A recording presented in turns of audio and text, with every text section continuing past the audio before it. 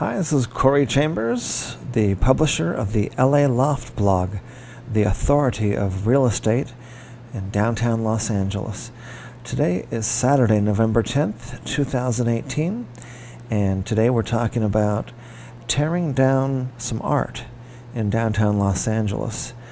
Why rewriting American history in downtown LA is wrong.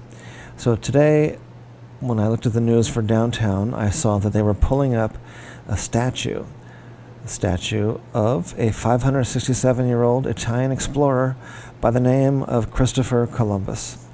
Christopher Columbus, as we were taught in elementary school, was the primary founder, explorer that found America from Europe. So he still reigns as the guy who linked Europe and the Americas, even though he never landed in the United States. He landed in the island countries, the islands of the Caribbean, but very close to the United States, just about 50 or 100 miles away. But he was the first one to come back and forth reliably from Europe. So it turns out he also did some, enslaving of the natives and some killing and, encouraged, basically what is now considered to be atrocities.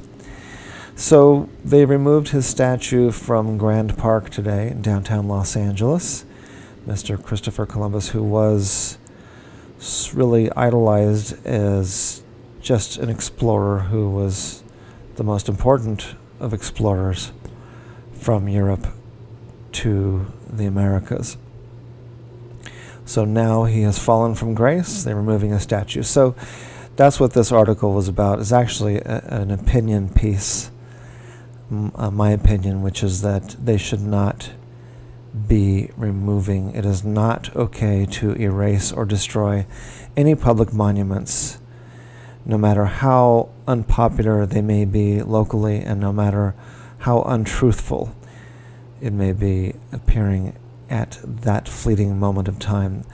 The reason is because statues were built to be permanent. They were built to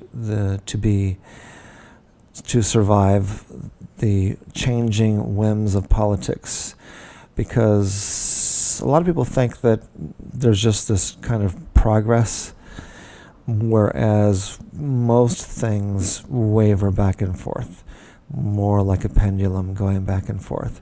So someone may idolize Christopher Columbus at one time, then demonize him at another time, and he may very good chance of being idolized again, or at least coming into good graces again in the future.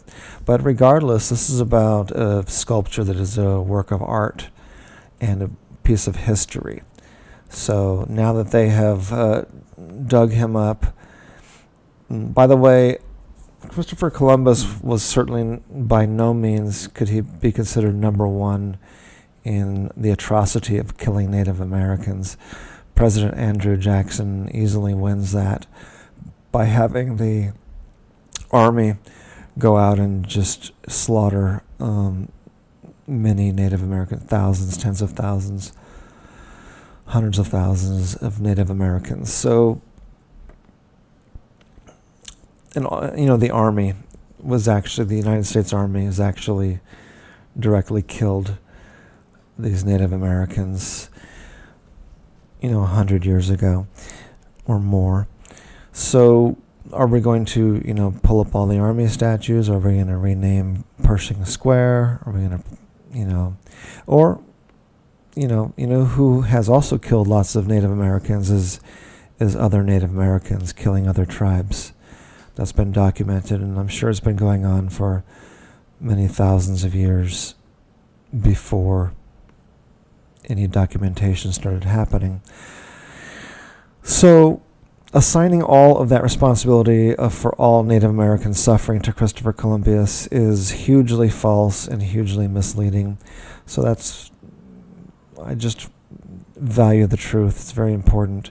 Also, any kind of burning books, destroying monuments, deleting records of any kind. That's what the Taliban does. We don't like the Taliban. That's what Hitler did. We don't like him. We don't like all these people that destroy history, destroy art, destroy literature, destroy that kind of stuff. So that's it. I just said ended with one idea, and that is to take that statue that was pulled out today and put it right back. So that's it. Actual real estate, since we're talking about historic stuff, I wanted to let you know that the Mills Act lofts, these historic properties with tax benefits, really great tax benefits, are still the number one most reliable way to save a lot of money while getting an amazing loft in downtown Los Angeles. That's it for today. I'm Corey Chambers. Thank you so much for our special report on the tearing down of art in downtown Los Angeles. And thanks for taking a look at the LA Loft blog. Take care.